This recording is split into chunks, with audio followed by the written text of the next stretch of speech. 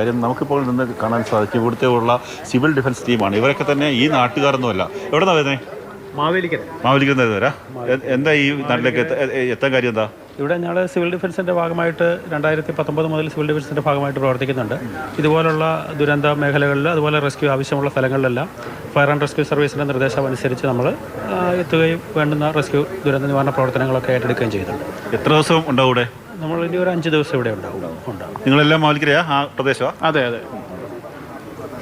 എന്താ നമ്മൾ ഈ നാട്ടിലെത്തിയപ്പോൾ കണ്ട ഒരു അവസ്ഥ എന്ന് വെച്ചാൽ വളരെ ദയനീയമായിട്ടൊരു അവസ്ഥയാണ്. നമുക്ക് എന്തായാലും നമ്മളെ കൊണ്ട് ചെയ്യാൻ പറ്റുന്ന കാര്യങ്ങളെല്ലാം കൃത്യമായിട്ട് തന്നെ നമുക്ക് ചെയ്ത് ശരിയാക്കി എടുക്കേണ്ടതുണ്ട്. സ്ത്രീകളടക്കമുള്ള ആൾക്കാരുണ്ട്. എവിടെ വരുന്നത്? ഞങ്ങൾ അടൂർ സ്റ്റേഷൻ, പത്തനംതിട്ട ഡിവിഷൻ. എന്താ നമ്മുടെ എത്ര ദിവസം ഉണ്ടാവും ഇവിടെ? ഞങ്ങൾ ഇവിടെ 3 ദിവസത്തെ ഡ്യൂട്ടി, ഇന്ന് തൊട്ട് 3 ദിവസത്തെ ഡിഫൻസിന്റെ ഭാഗമായിട്ടാണ്. നേരത്തെ ഇങ്ങനെ എന്തെങ്കിലും സ്ഥലങ്ങളിൽ പോയി പരിശീലനം ഉണ്ടോ? നമ്മുടെ അടുത്തൊക്കെ പ്രളയമൊക്കെ വന്ന സമയത്ത് പോയിട്ടുണ്ട്. ബ്രഹ്മപുരത്ത് പോയ ആൾക്കാരുണ്ട്. ആരുണ്ട്? ബ്രഹ്മപുരത്ത് പോയി ഒരു ദിവസം ഡ്യൂട്ടി. എന്തായിരുന്നു എക്സ്പീരിയൻസ്? അനുഭവം എല്ലായിടത്തും വളരെ ഭീകരാവസ്ഥയിലുള്ള കാര്യങ്ങളായിരുന്നു.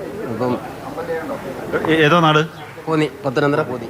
അതായത് ഈ മൈക്കിളെ സഹോദര, ഇതൊക്കെ മാവേലിക്കരയിൽ നിന്നും പത്തനംതിട്ടയിൽ നിന്നും കോന്നിയിൽ നിന്നും ഒക്കെ തന്നെയുള്ള ഒട്ടേറെ ആൾക്കാർ ഇവിടേക്ക് എത്തി നമ്മുടെ ഈ സഹജീവികൾ ദുഃഖത്തിൽ പെടുമ്പോൾ അവർക്ക് സഹായം എത്തിക്കാൻ വേണ്ടി എത്തുന്ന ആൾക്കാരാണ്. അവരൊക്കെ തന്നെ ഒരേ മനസ്സോട് ഈ സഹോദരങ്ങളൊക്കെ ചേർത്ത് പിടിക്കുന്നവരാണ്. ഞാൻ പറഞ്ഞു വന്നത് ഇങ്ങനെയൊക്കെ ഒട്ടേറെ ആൾക്കാർ പല സ്ഥലങ്ങളിൽ നിന്നുള്ള ഒട്ടേറെ ആൾക്കാർ ഇവിടേക്ക് എത്തി അവരുടെ രക്ഷാപ്രവർത്തനത്തിൽ പങ്കാളി 5 ദിവസമെങ്കിൽ 5 ദിവസം, 3 ദിവസമെങ്കിൽ 3 ദിവസം, അങ്ങനെയുള്ള ദിവസങ്ങളിലൊക്കെ തന്നെ എത്തി അവർ പങ്കാളികളാവുന്ന ഒരു കാഴ്ചയാണ്. കാര്യം എങ്ങനെയെങ്കിലും ഇവിടെയുള്ള പല ആൾക്കാരും ഒരു മരണം സംഭവിക്കുന്നു എന്ന്, അല്ലെങ്കിൽ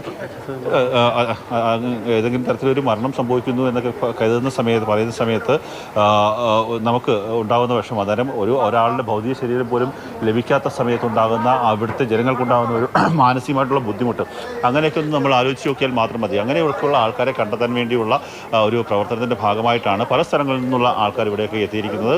ഒപ്പം തന്നെ ഈ സിവിൽ ഡിഫൻസ് മാത്രമല്ല, മറ്റു ഒട്ടേറെ സന്നദ്ധ സംഘടനാ പ്രവർത്തകരൊക്കെ തന്നെ ഇവിടെയൊക്കെ എത്തി മുന്നോട്ട് പോകുന്ന ഒരു കാഴ്ചയാണ്. ഇവരൊക്കെ തന്നെ സജീവമായി തന്നെ ഈ പ്രവർത്തനങ്ങളിൽ രംഗത്തുണ്ട് താനും.